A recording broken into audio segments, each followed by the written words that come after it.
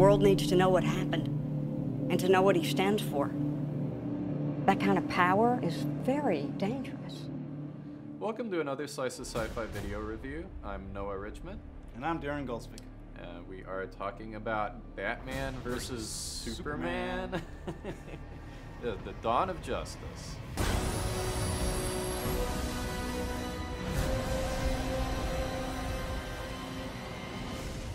I would say this is a film that probably needs absolutely no introduction. You know, the title says it all of what it is. Well, I guess we can say that it does pick up right after the Man of Steel movie. You're immediately introduced to the Batman character taking place in the aftermath of the damage that was done in Zack Snyder's previous Superman film, Man of Steel. Yeah. And kind of takes it and goes from there. And I have to say that, speaking for myself, I heard the title Batman versus Superman, and immediately right there I had absolutely no interest in going to see the movie. Godzilla versus Rodan. In some respects, in some respects, I'm almost not really the target audience from that point of view. However, I do have to say, as somebody that really feels like, you know, I've already read the Dark Knight graphic novel decades ago. I've already seen the recent animated adaptation of Dark Knight. I've already seen countless movies and cartoons adapting Batman pretty much directly from the Dark Knight. The Frank Miller's. Yeah, from Frank Miller's vision. Right. And so I did go in thinking, well, here we go again. It's going to be Dark Knight again. And yet another retread where they're not even really heroes. Batman and Superman are just more nihilistic jerks going at each other. Going in with that mindset, I actually was somewhat pleasantly surprised in terms of just purely the heroism of the characters. I mean, when all was said and done, these were still guys that were there to help out people in danger, to help out the innocent, to be the good guys. And when the Batman versus Superman battle comes to a head, they really do give it more of a reason for it to be happening. They come up with a good plot device, so it isn't just purely like, okay, what I read in the Dark Knight, of Frank Miller's Dark Knight being done yet again. Right. So, just purely from the Batman versus Superman aspect of it, I went in thinking I was just going to hate that. And I actually thought it was, you know, that part of the film I somewhat enjoyed. Well, did you like Ben Affleck's take on Batman? I did. Okay. The only real issue that I have is, call me old-fashioned, but in my opinion, Batman and Superman are heroes. And it's fine to introduce some shades of gray and, you know, try and set them in a somewhat more urban modern world. But when Batman goes around branding people, I mean, that's not what the hero goes around doing. Well, you know, and I agree with everything you said. And we've talked about the previous movie, Man of Steel, a lot about that very thing, you know, where he's breaking his nemesis' neck. Right. And you have huge collateral damage. Collateral damage, you know, and I know that there's a certain realism that Zack's trying to bring with it, but Superman isn't about making those choices. He's about working within the confines of governed laws. He wouldn't just haphazardly kill people like that. At least the Superman I always read and knew.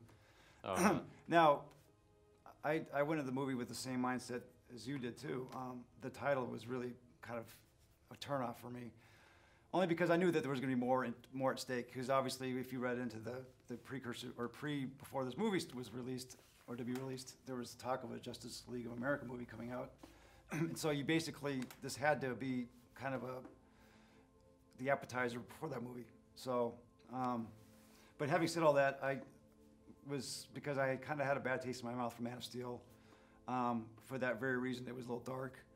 I was a little nervous about it. So, but again, I enjoyed it. Probably the same way you did. There were lots of things that we could talk about a little bit as to why we didn't like some of the things that we didn't like about it, which is, believe me, is pretty lengthy. You know? Right. Yeah, it is definitely a film where I went in with low expectations. When all was said and done, I did come out of it having felt like, okay, I had some fun with that. Yeah. But the more I think about the mechanics of the film, if you think about it too much, it doesn't really hold together very well. There's a plethora of problems that you can point to. I just think Zach spent too much time trying to evaluate the whole, concept of what makes a hero and who is a hero and who gets to be the hero. And it's like a subjective where Superman looks at Batman as if he's a vigilante and has no checks and boundaries, and of course Batman looks at Superman as if he's just a god running rampant, who at one point may lose his center point of what's moral and what's not. So you have that conflict. Right. And I think there's too much time trying to develop that and to create a reason, even though you mentioned that as to why they fight each other. Right. It just seemed it wasn't executed, in a very interesting way to want to continue watching it. So I had this initial excitement, and then just a real feeling of slow, dull, and then also feeling like this isn't even really the film they want to be making. It almost felt at points like they're just they really want to make Justice League, and this is what they feel like they have to do to get us there, as opposed to really being like the film that they want to make. But then at a certain point, I started going from feeling like this is kind of dull and plotting to feeling like, okay, now I'm getting depressed. Yeah. And then after feeling like it was getting just depressing, then suddenly Wonder Woman shows up, and the whole thing comes to life, and it just absolutely rocks, and it just kicks butt for the final, I don't know, 50 minutes. Yeah. Gal Gadot, or how do you say her last name? I assume Godot, but Godot. She basically was amazing as her in her role as Wonder Woman. Just jumped right out of the screen. In fact, everyone we were seeing the screener with were cheering. Right, and in fact, I'd say that was the one part of the film where the whole audience just starts cheering as Wonder Woman shows up.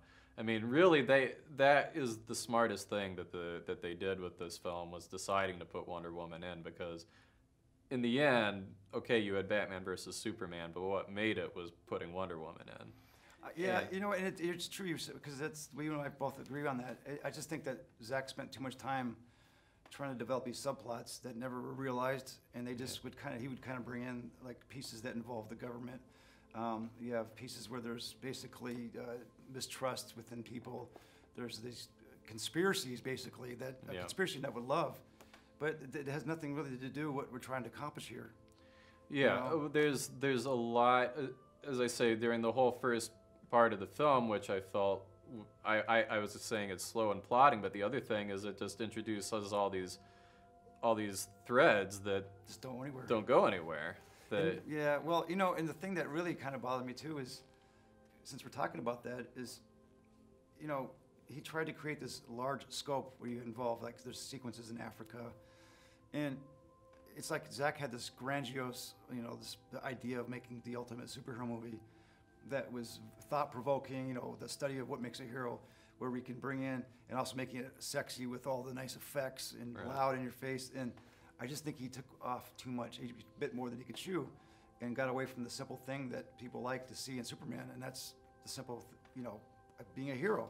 They want to see him rescuing things and not becoming the bad guy with lasers shooting out his eyes, hurting people, even though some of those scenes could be dreams. On the whole, I feel like Justice League and all of these characters have already been done, and been done better with the animated shows and the animated movies. I think DC's already done them very well. I think they kind of had a feeling of having to go even one step beyond that to, try and, I don't know, break some new mold or something with this film. And the end result is pretty mixed. But it's not like what they've already done with the animated shows, which have been so successfully done. And it's a little sad to me that Warner Brothers seems to feel like they have to come up with something even beyond that. Well, you know, while this is just our opinion about how we see the traditional Superman, I think the end, you know, that is how people will respond to it by showing up to see the movie. Superman is pretty well known worldwide, and to entrust Zack Snyder, you know, with the keys to the franchise, and you know, he already had a shot at it with Man of Steel. Right. And I know it wasn't a failure, but it certainly didn't, like, it wasn't the big movie they wanted. And now we have this sequel, or if you want to call it that, and it's still too early to tell how it's going to do, but it's not the home run I think that Warner Brothers wanted and needed to bring people into wanting to watch the Justice League of America. And I wonder if they're influenced by all the success that Marvel has had with its characters. And I mean, how can you not be affected by that? Because Marvel's done it so well, you know. And maybe it's just more than one person can chew. I don't know. Yeah, I wouldn't disagree, although I would say it slightly differently, because I do think that there is an honest attempt to try and do something other than just copy Marvel. True. You know, that they are trying. You know, there is a real attempt to do their own thing, right, and to come up with some sort of comic book vision that stands as its own unique franchise. And as far as the you know, this leading into a JLA movie, there were enough elements that I liked about it to make me curious, to give me some hope to see what JLA could become, and certainly to see what some of these individual movies about some of these characters could become. So, taken on the whole, it's a mixed bag for me.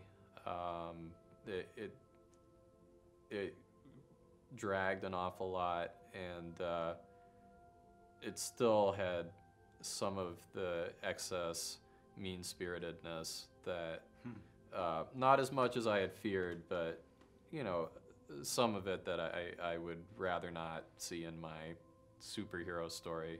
Right. But taken on the whole, it was worth having a viewing. You know, I would definitely say I would definitely watch it again, just because now I've seen it and tried to maybe with an more open mind now, and to see maybe I missed a couple of things that Zach was doing, but it's not going to change my overall opinion, I imagine.